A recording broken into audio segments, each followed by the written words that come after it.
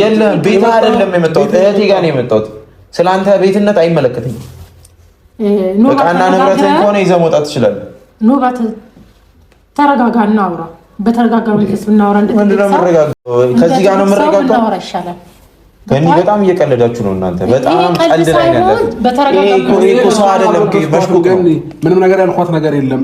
ትናንትና መጥቻለሁ፣ ከትናንት ወዲያ መጥቻለሁ። እዚህ ቤት በሰላማዊ መንገድ ልጄን አይቼ ነው እየሄድኩኝ ያለሁት። ከእሷም ጋር ጠብ የለኝም። ኦኬ ተለያይተናል። እኔም የራሴን ኑሮ እየኖርኩ ነው፣ እሷም የራሷን ህይወት እየኖረች ነው። ግን ደግሞ ሌላ ደባል ሰው እዚህ ቤት እንዲኖር አልፈልግም። ምን አገባ አንተ ልጅ ውጥር ውጥር የሚያደርገው ልጁ ማለት ነው። ሴት ነው ያስታውቃል። እቃ ሳጥብ አሁንም አፈን አትከፈት አይደለም። ይኸውልህ በእርግጥ ይጠቅመናል። ልጁ የልጅ ልብስ ያጥብልናል፣ እቃ ያጥብልናል። እኔ ትዕግስቴን እያስጨረሰኝ ነው። አውጣ በእናትህ ነው ያስወጪው። በእናትህ ፓምፐርስ መቀየርም አስለምጂው። እሺ በሌለ ሰዓት ላይ ፓምፐርስ መቀየርም አስለምጂው። እሺ ይጠቅመናል። አውጣ ልጅ ማጠብም ተለማመድ። ለምን አትወጣም? ያንን ፈርታ ነው የሄድኩት። ለዛ ስለሚጠቅመን ይከታውቃል ነው። አየህ እኔ ሩታ እኔ ማበድ አልፈልግም። ልጄ ነው ያለው ምናምን አይሰራም። ና ሂድ። እንደዚህ አፈን ከፍታይ ምንም ልጅ ማየት የለም። ና ሂድ። ጠበቃክ ሂድ። ወጣ ከዚህ ቤት ምንም አሰራም። ሰላሜን ልትረብሽኝ ነው የመጣው? እኔ ሰላምሽ ልረብሽኝ ስነ ስርዓት የለም ሲጀመር። ወደ ዘይና አውጣ ዘነት አውጣ ሂድ። ውጣ እኔ ቆንጆ አምሮብሻለሁ። መድኃኒ ዓለም አባት ይድረስ። ሃይ ሃይ ነሽ? ሰላም ነው አላህ ዘዘኝ ምን ተራመተው ማለት ምን ተራመተው ነው? እንዴት ማለት ነው?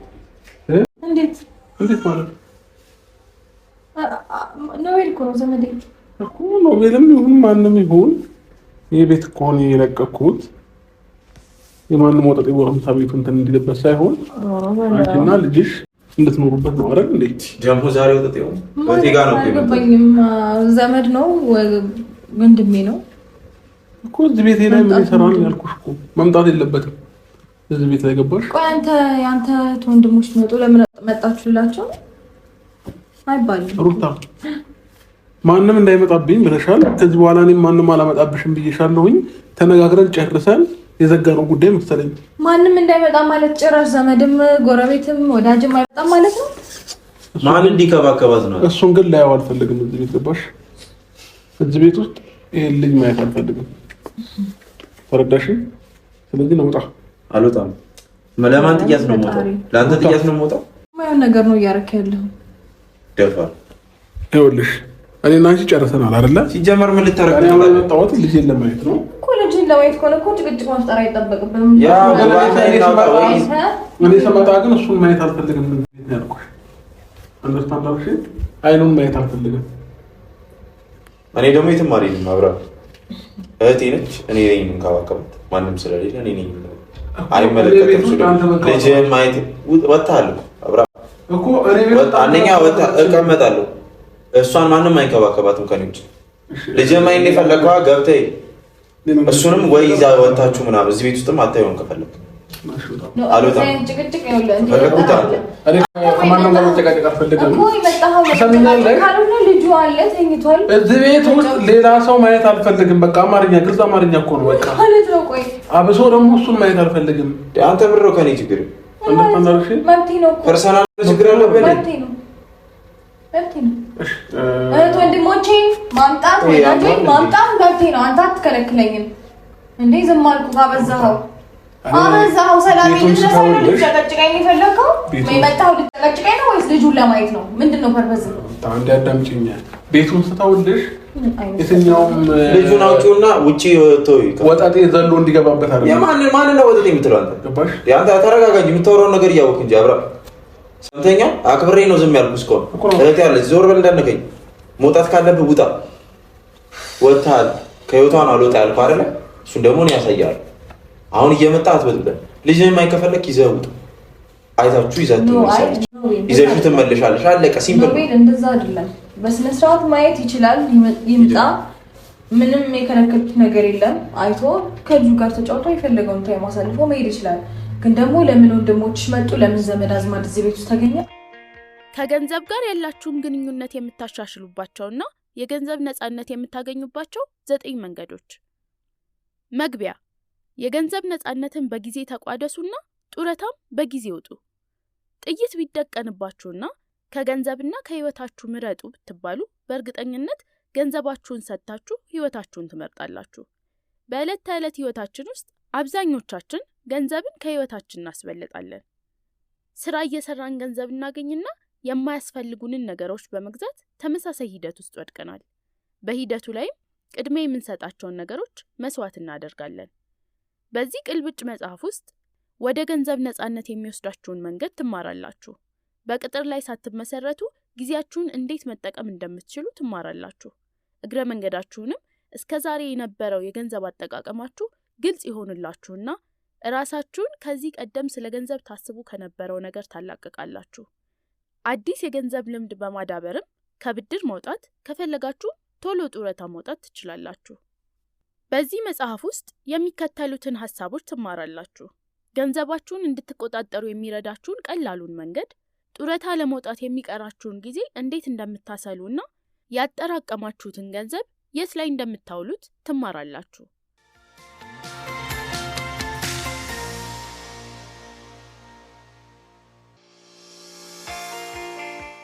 ክፍል 1 ያገኛችሁትን ነገር በማሰብና ዋጋችሁን በማስላት ያለፈውን የገንዘብ እንቅስቃሴያችሁን ተረዱ። እንደ አብዛኞቹ ሰዎች ከሆናችሁ በህይወታችሁ ውስጥ ምን ያክል ገንዘብ እንዳገኛችሁ አታውቁም። ይህንን በደንብ ለማወቅ ያለፈውን የገንዘብ እንቅስቃሴያችሁን ማወቅ ያስፈልጋል። ለዚህ ነው ታዲያ የመጀመሪያው ደረጃ ከገንዘብ ጋር ያላችሁን ግንኙነት ማሻሻል የገንዘብ ነፃነትን ለማግኘት ይጠቅማችኋል የምንለው። በህይወታችሁ ውስጥ ያለፈውን ገንዘብ ማወቅ የነበራችሁን የገንዘብ ታሪክና ከገንዘብ ጋር ያላችሁን ግንኙነት እንድታውቁ ያደርጋችኋል። ብዙ ገንዘብ እንደነበራችሁ ታስቡ ይሆናል።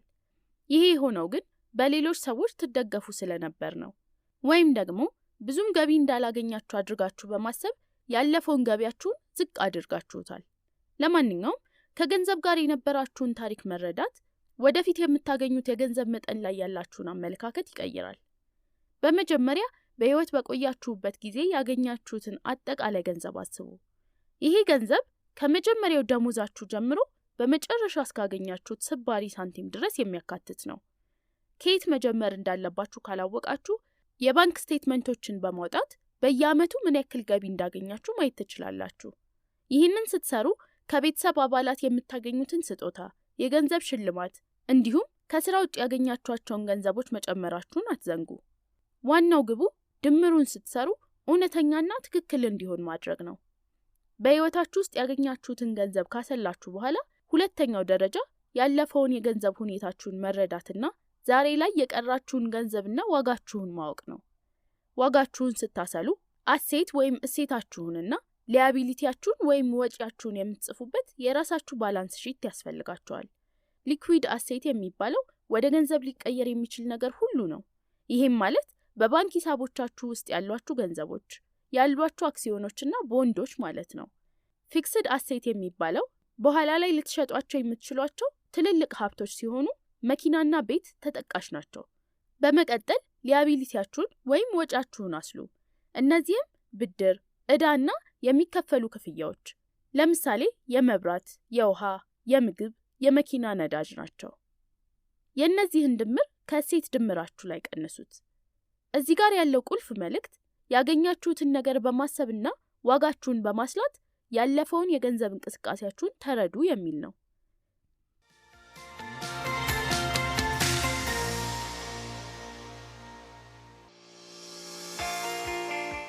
ክፍል 2 በሰዓት በትክክል የምታገኙትን ገንዘብ አስሉና ገንዘባችሁን መከታተል ጀምሩ። እያንዳንዳችን በአመት ውስጥ ከ9000 ሰዓታት በታች ነው ያለን። ከነዚህም ውስጥ አብዛኛው በእንቅልፍ የሚያልቅ ነው። ጊዜ ውድ ንብረታችን መሆኑ ጥያቄ የለውም። ስለዚህ በጠዋት ስትነሱና ወደ ስራ ስትገቡ ለሚከፍሏችሁ ደሞዝ ጊዜያችሁን ብቻ አይደለም መስዋዕት እያደረጋችሁ ያላችሁት ማለት ነው። በህይወት ውስጥ ያላችሁንም ኃይል እየሰጣችሁ ነው። በሌላ አማርኛ ህይወታችሁን እየገበራችሁ ነው። ከገንዘብ ጋር ያላችሁን ግንኙነት ማስተካከል ከፈለጋችሁ ምን ያክል እንደምታገኙና እንደምታባክኑ የምታስቡትን ሐሳብ መቀየር አለባችሁ። እንደዚህ ካደረጋችሁ እድሜያችሁን የእውነት በምትፈልጉት ነገር ላይ ታውሉታላችሁ። ስለዚህ ሁለተኛው ደረጃ በሰዓት የምታገኙትን ገቢ መለየትና ገንዘባችሁን መቆጣጠር እንዲሁም አሁን ላይ ያላችሁበትን ሁኔታ መረዳት ነው።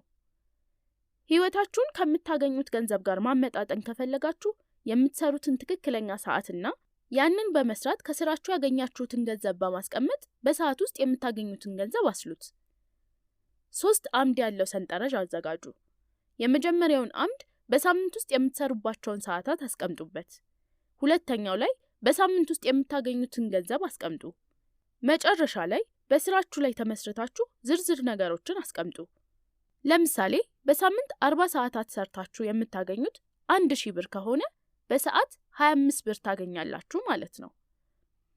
አሁን ነገሮችን የምታስተካክሉበት ጊዜ ነው። ስራ ስትሰሩ ከስራ ውጪ የምታወጡት የትራንስፖርት፣ የካርድና የመሳሰሉት ወጪዎችን ደምሩ። ለስራ የሚሆኑ ልብሶችን ለመግዛት ያወጣችኋቸውን ወጪዎችና ልብሱን ለመግዛት የስራ ልብስ ለመልበስና ለመዘጋጀት የሚፈጅባችሁንም ጊዜ አስቡ። ከዚያም በተጨማሪ ምግብ ላይ፣ ቡና ላይ፣ እረፍት ላይ የምታወጡትን ወጪ እንዲሁም ደክሟችሁ ምግብ ሳትሰሩ ከውጪ የገዛችሁባቸውን ጊዜያት አስቡ። ከስራ ጋር በተያያዘ ህመም ገጥሟችሁ የማትሰሩባቸውን ወይም ከስራ በኋላ ለመዝናናት የምትወስዱትን ጊዜ አስቡ። ወደ ቅድሙ ሰንጠረዥ ስንመለስ የሳምንት ሰዓታት ዝርዝር ስር ተጨማሪ ጊዜያትን አስቀምጡ። በመቀጠል በሳምንት የምታወጡትን ወጪ ከሳምንት ገቢያችሁ ላይ ቀንሱትና በሁለተኛው አምድ ላይ አስቀምጡት። በመጨረሻም በትክክል በሰዓት የምታገኙትን ገቢ አስሉ። አሁን በሰዓት የምታገኙትን ገቢ ያውቃችኋል። ይህንን ስታውቁ የስራችሁን ዋጋ ትረዳላችሁ። ገንዘብ የምታወጡበትን ልምድ ለመረዳት ወደ ህይወታችሁ የሚመጡትን እያንዳንዱን ሳንቲሞች መመዝገብ ጀምሩ። የምታወጡትን ወጪ አንድ በአንድ በመመዝገብ ያስፈልጋል ብላችሁ በምታስቡት ነገር ላይ ሳይሆን በትክክለኛው መንገድ ገንዘባችሁን እንድታወጡ ያደርጋችኋል። እዚህ ጋር ያለው ቁልፍ መልእክት በሰዓት በትክክል የምታገኙትን ገንዘብ አስሉና ገንዘባችሁን መከታተል ጀምሩ የሚል ነው።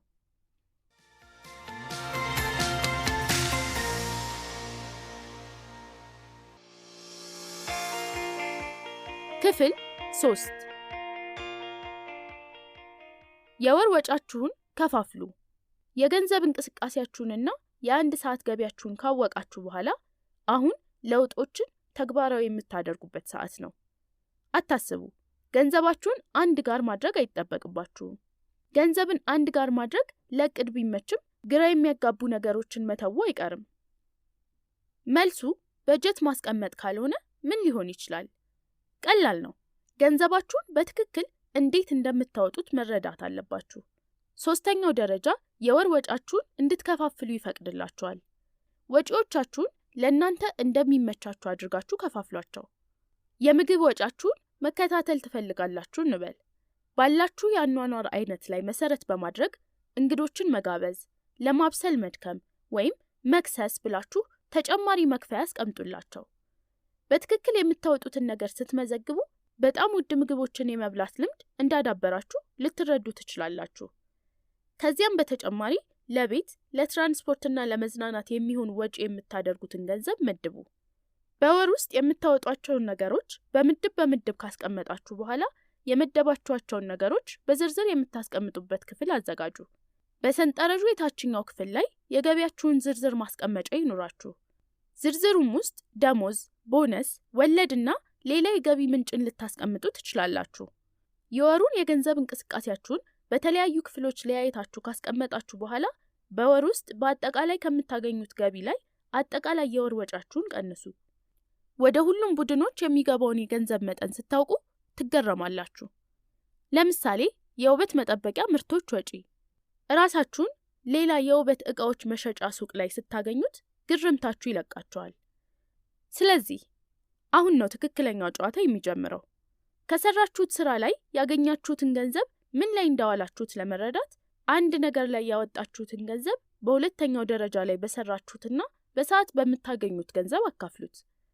ለምሳሌ የማታነቡትን አንድ መጽሔት በ80 ብር ገዛችሁ እንበል እና የሰዓት ገቢያችሁ ደግሞ 10 ብር ነው። ከህይወታችሁ ውስጥ የ8 ሰዓት ስራችሁ የባከነው የማይጠቅም መጽሔት ለመግዛት ነው። ስለዚህ በቀጣይ መጽሔት መሸጫዎች አቅራቢያ ስትጠጉ ትጠነቀቃላችሁ። እዚህ ጋር ያለው ቁልፍ መልእክት የወር ወጫችሁን ከፋፍሉ የሚል ነው።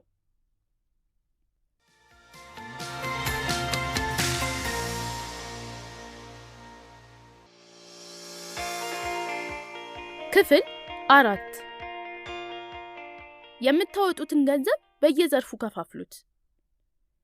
ማስታወሻ ደብተራችሁን አዘጋጁና ስራ ባትሰሩ ኖሮ ምን ልታደርጉ ትችሉ እንደነበር አስቀምጡ። በልጅነታችሁ ምን መሆን ትፈልጉ ነበር? ለመኖር 1 ዓመት ብቻ እንደቀራችሁ ብታውቁ ምን እየሰራችሁ እድሜያችሁን ታሳልፉት ነበር? ሁሌም መጽሐፍ የምትፈልጉ ሰው ነበራችሁ? ለዛ ነው አሁን ላይ የጽሑፍ ስራ ላይ የምትሰሩት? አስታውሱ፣ የትኛውም ህልም ከመጠን በላይ አይሆንም። ወጫችሁ ላይ ትንሽ ማስተካከያ ብቻ በማድረግ ችግሩን ታገኙታላችሁ። ይህም ወደ ፕሮግራሙ 4ኛ ህግ ይወስደናል። እሱም ራሳችሁን 3 ጥያቄ ጠይቃችሁ ወጫችሁን እንደገና ማጤን ነው። በወር ውስጥ ያስቀመጣችኋቸውን ዝርዝር ወጪዎች አስቡና በእያንዳንዱ ቡድን ላይ ያወጣችሁት ኃይል የደስታችሁና አንተ ሰፋ ያለ ኮሚሽን ለማግኘት ትልቅ ተጽዕኖ ሊያሳድሩባችሁ ይችላሉ። ራሳችሁ የኢንቨስትመንት ውሳኔዎቻችሁን በመወሰን አላስፈላጊ የሆኑ ወጪዎችን ቀንሱ። ኢንቨስት የምታደርጉበትን ገቢያችሁን ከሪል ስቴት ኪራይ ወይም ከእቃዎች ኪራይ ልታገኙት ትችላላችሁ። መጀመሪያ ከገዛችሁበት ዋጋ በላይ አስርፋችሁ በመሸጥም ካፒታል ልታገኙ ትችላላችሁ። ከእነዚህ ሁሉ አማራጮች ግን ቦንድ በመግዛት የሽርክና ማህበራት ላይ እና አክሲዮን ገበያው ላይ በመግባት የምታገኙት ትርፍ ይበልጣል። እዚህ ጋር ያለው ቁልፍ መልእክት ጥናት አድርጋችሁ የኢንቨስትመንት ምርጫችሁን ለዩ የሚል ነው። ተባባሪው ደራሲ ጆሴፍ ዶሚንጌዝ በ1969 31 ዓመቱ ነበር። በዚህ ጊዜ የአሜሪካ ትሬዠሪ ቦንድ ላይ ኢንቨስት በማድረግ የገንዘብ ነፃነቱን ማግኘት ችሎ ነበር። በቀጣዮቹ ዓመታት ውስጥ የወለድ ምጣኔው እጅግ በጣም አደገ። ይህም ማለት እሱን ጨምሮ አሜሪካ ትሬዠሪ ቦንድ ላይ ኢንቨስት ያደረጉ ሰዎች ቋሚ የሆነ የገንዘብ ነፃነት ኖሯቸው ማለት ነው። ከሚሊኒየም በኋላ የወለድ ምጣኔው እየቀነሰ መጥቷል። አብዛኞቹ የፋየር ብሎገርስ ዝቅተኛ ወጪ ያላቸው ነገሮች ላይ ኢንቨስት ማድረግን ይመርጣሉ። ኢንዴክስ ፈንዶች የኢኤፍቲ ተለዋጭ መገበያያዎች ናቸው። እነዚህ ፈንዶች በአክሲዮን ገበያውና በቦንድ ገበያው መካከል ያሉ የጋራ ፈንዶች ናቸው። ገበያው ላይ ጎልቶ ከመታየትና የትኛው አክሲዮን ላይ ኢንቨስት ማድረግ እንዳለባችሁ ከመምረጥ ይልቅ ኢንዴክስ ፈንዶችን መምረጥ ይሻላል። ምክንያቱም አጠቃላይ ኢንቨስትመንታችሁን የሚቆጣጠሩላችሁ ናቸው። ዝቅተኛ አደጋ ያላቸውና ወጫቸው ዝቅተኛ የሆነ ስለሆነ የገንዘብ ነፃነታችሁን ለማግኘት የምትከተሏቸው ትክክለኛ አማራጮች ያደርጋቸዋል። እንደ 401k የጡረታ ክፍያ የሚሰጡ ድርጅቶች ውስጥ የምትሰሩ ከሆነ ቁጠባችሁ የሚሄደው በጋራ ፈንዶች ወይም በቦንድ ሽያጮች በተሰሩ የደላሎች ቤት ውስጥ ነው። ይህንን እድል ስትመለከቱት ብዙ ድርጅቶች ባላችሁ የኢንቨስትመንት አቅም ላይ የተመሰረተ ነገር እንደሚሰጧችሁ ግልጽ ነው። ለማንኛውም በአንድ የኢንቨስትመንት መንገድ ላይ መራመድ ከመጀመራችሁ በፊት ያሏችሁን አማራጮች በሙሉ መመልከት አለባችሁ። የብልህ ሰው ውሳኔን በመወሰን ኢንቨስትመንታችሁ ለገንዘብና ለጊዜ ካላችሁ አዲስ አመለካከት ጋር እንደሚሄድ ትረዳላችሁ። የገንዘብ ነፃነታችሁን ከማግኘታችሁ በፊት ራሱ ትልቅ ዕውቀትን ትገበያላችሁ።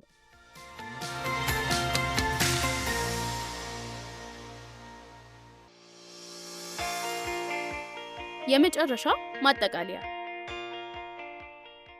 የገንዘብ ነፃነት ለማግኘት የምትሄዱበትን መንገድ ለመጀመር ያለፈውንና የአሁኑን የገንዘብ ሁኔታችሁን በማጥናት ጀምሩ።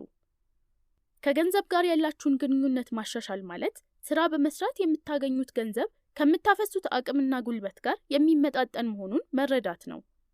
ወጫችሁን በመቀነስ ገቢያችሁን ጨምሩና የምትቆጥቡትን ገንዘብ ቀድማችሁ ጡረታ ለመውጣት በመጠቀም ዕዳችሁን መክፈልና የገንዘብ ነፃነታችሁን ማግኘት ትችላላችሁ።